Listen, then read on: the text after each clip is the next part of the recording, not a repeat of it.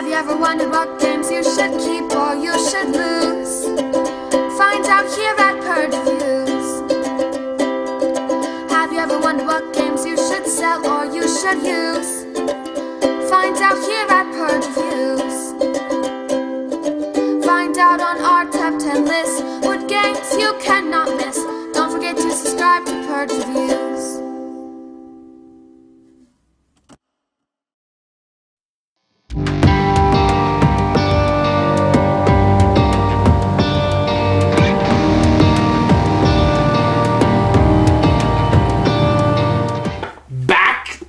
Future. Now this is a property that deserves a great game with it.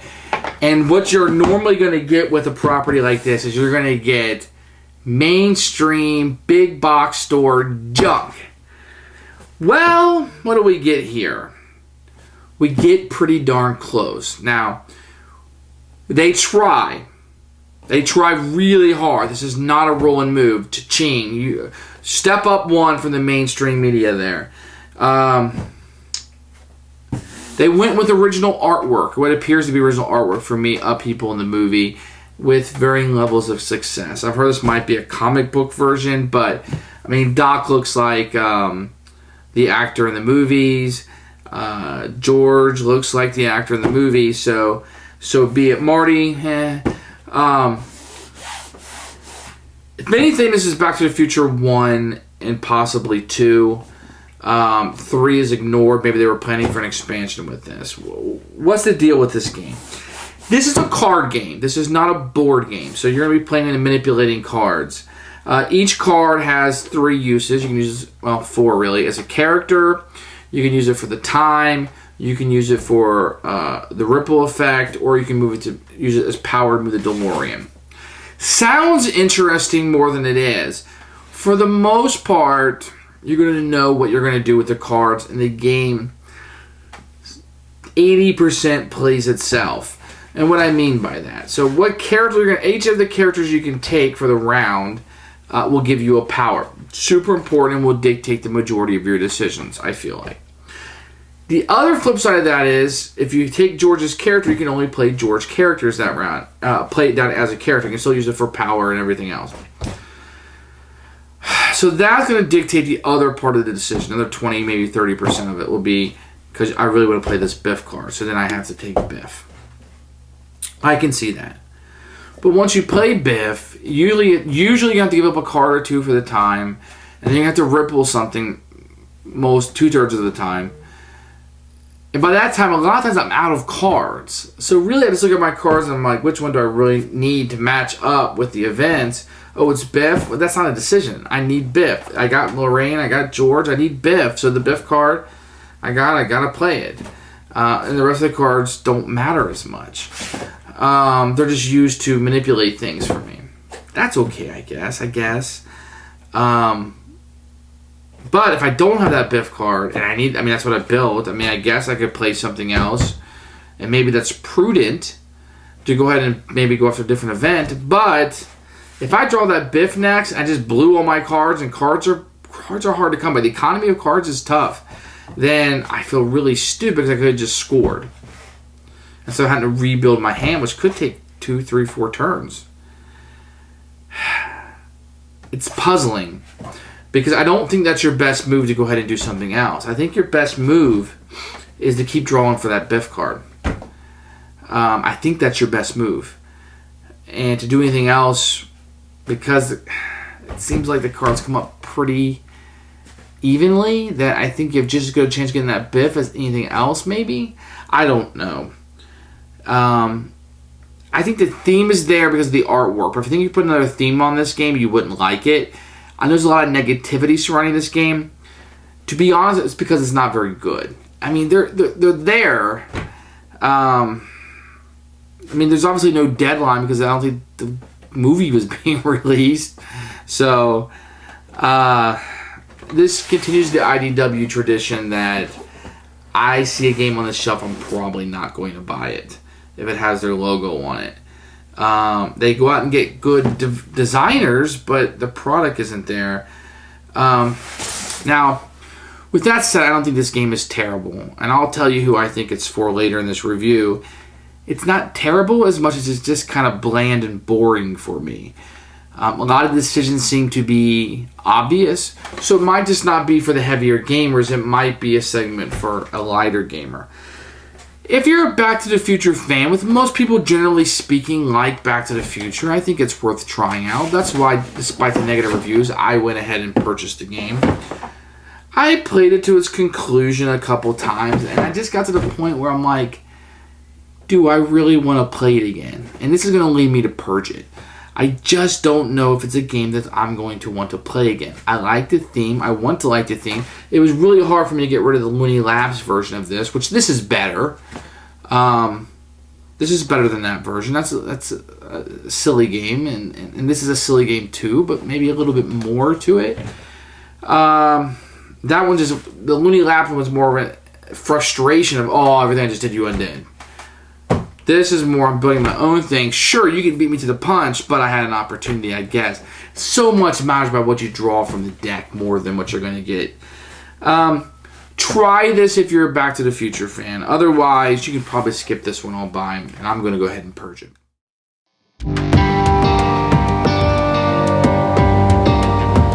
Look at the Back to the Future box and the components inside. You get a very iconic picture, but it also lets you know this is going to be a cartoon version of it. So, going in, you're not going to see Christopher Lloyd. You're going to see a comic book version of this. It's a fairly small box. I mean, we've seen this kind of box. It's going to fit really well on your shelf.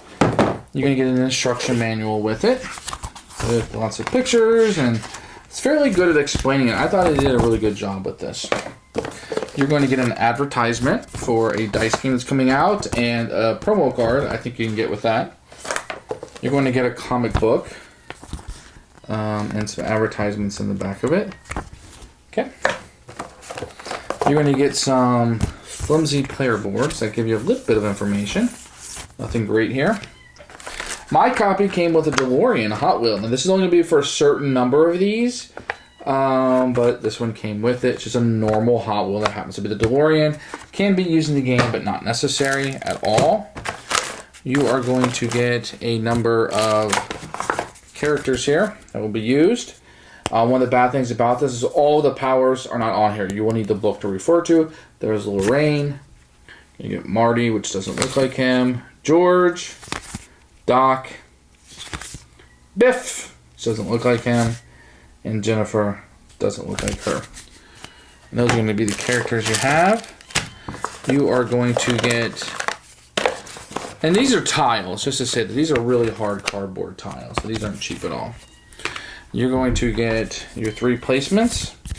Here's what 2015 looks like with flying cars, of course. We all knew that happened. 1985 and 1955. Perhaps the greatest era in American history. And these are nice cardboard, and they'll just get kind of laid out, if you will. And these are all, the double-sided shows the DeLorean, if you will. Okay. Then you're going to get a number of cards. And these are going to be the player cards, if you will, that you will use. The backs of them show the logo or whatever from Back to the Future. And let me show you what a few of these look like. So you got Doc.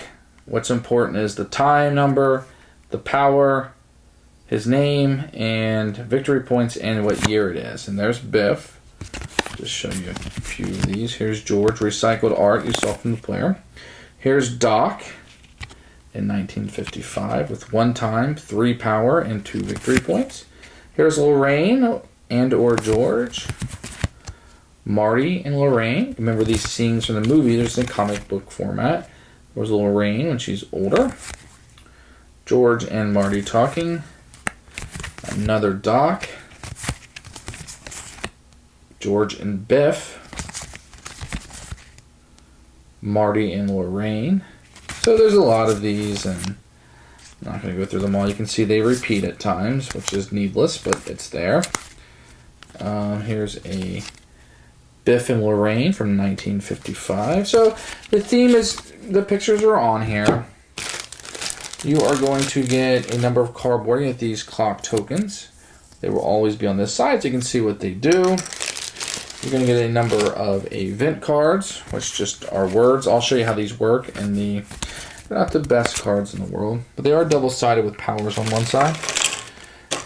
This is a DeLorean that comes with the game if you don't get the Hot Wheel. This is the one that you will use to move within. And your first player token is the famous Fender that he plays in the game. And you have these out-of-time tokens, which I'll show you how they work, but they're for the ripple effects. And those are components. I mean, most of this stuff is really nice. This is flimsy, but it just sits down, and so it didn't need to be too nice. But everything else is really nice. I mean, it's a really well-produced game.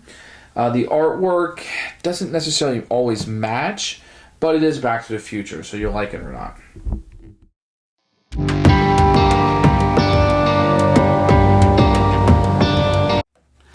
I found the rules for Back to the Future to be pretty clear. I didn't really walk away with any questions, really. You do get a comic book with it, which I'll probably never read, and some advertisements in here. Oddly enough, the comic book does include Back to the Future 3, which the game does not, unless I missed something.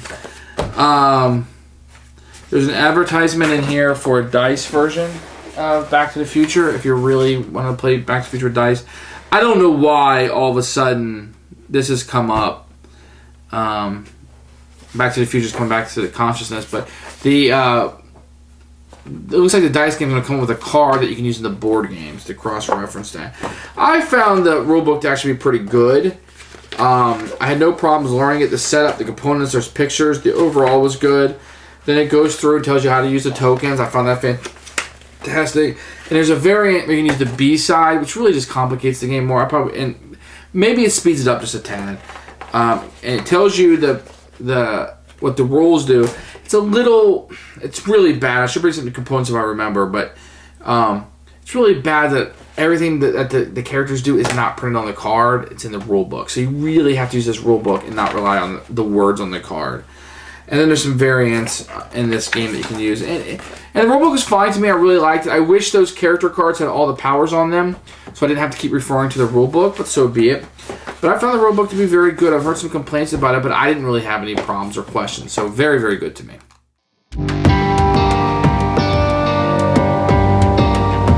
Alright, I'm going to quickly go through the game and show you how it works. So you'll start out with this, which gives you a little bit of information about how many cards you draw.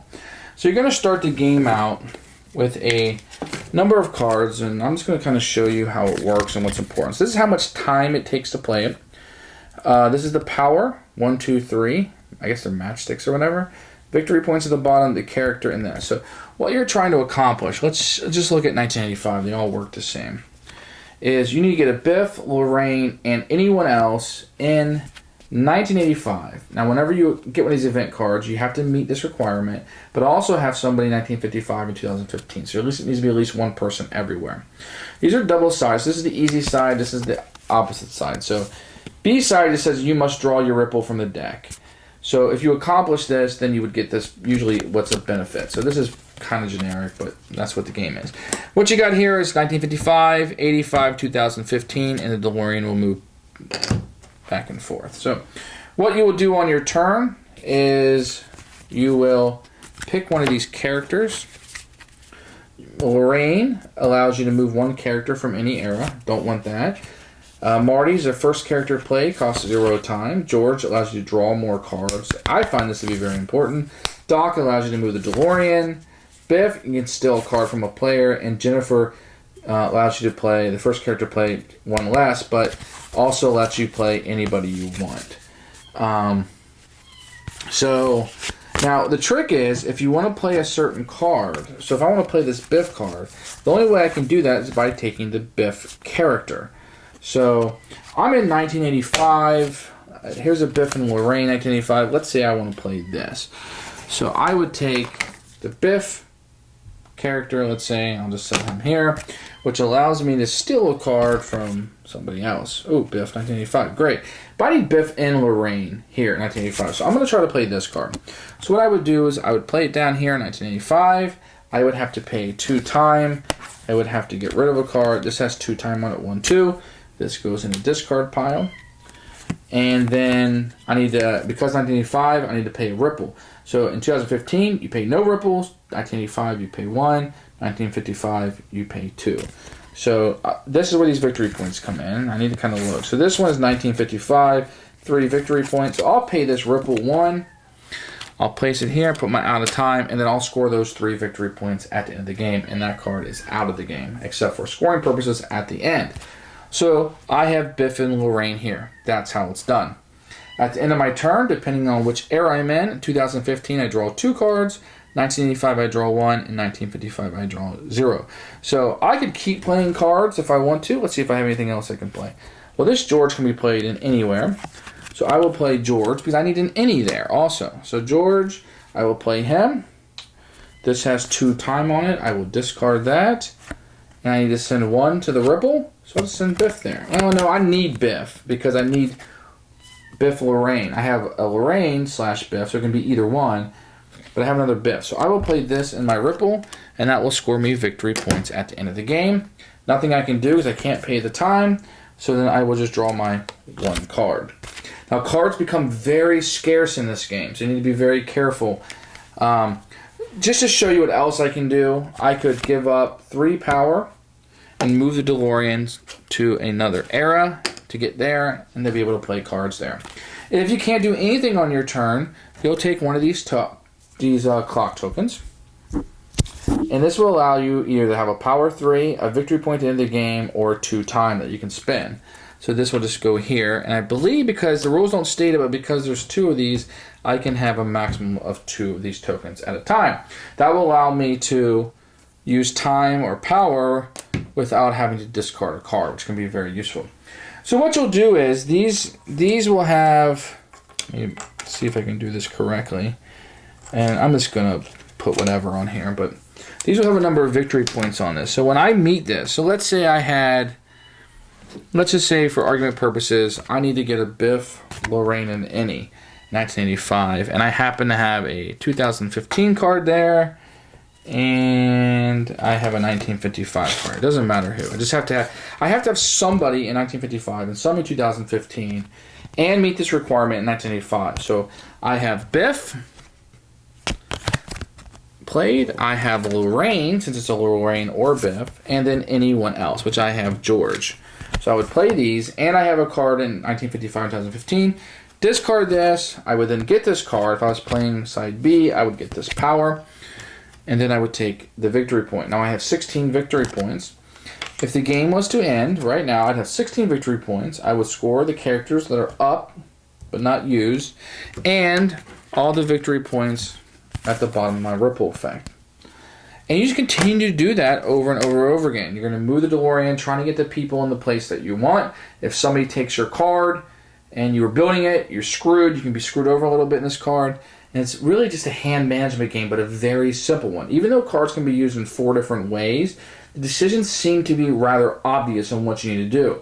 You kind of get hamstrung. If you don't have that Biff card and you're building up in 1985, you will draw until you get a Biff card that you need or move on. Sometimes, though, if you already built something up, it can be excruciating to then have to undo it or move and try something else, and then you draw that Biff card you need, because things can be rather expensive to do. And that's Back to the Future of the game. Hopefully I've explained it rather well. Let me point out a couple of things. Drawing cards in 1955 is 0, 85 is 1, and 2015 is 2. So progress the game a lot of times, you'll use the Doc Brown, it seems like, because a Doc character allows you to move the DeLorean for free. So choosing that, moving into 2015, and just drawing a bunch of cards. There were points where we were just like, how about we just both agree to sit in 2015 for a while and draw cards? Can be very, very useful. And then the ripple effect that you pay is the opposite of this. So 0 here, 1 here, and 2 there. It's an okay game. Hopefully I've explained kind of how it works. Let me reiterate this. So this responds how much time this is required and cost if you're throwing it away. This is how much power. So some of these will be like, this one is 3, 1, 2, 3, and this one's 2, 1, 2. You have how many victory points is worth, the year it can be played in. And then some of these have an infinity sign for the year, which means they can be played in any year. Just trying to see if I saw one of those quickly, but yeah. So this one has an infinity sign, which means it can be played in any year. So you'll just use these cards to try to place people to meet up with the events that you're trying to win. So that's Back to the Future.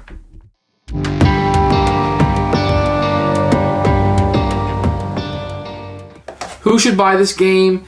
Obviously, Back to the Future fans are going to want to get a copy of this.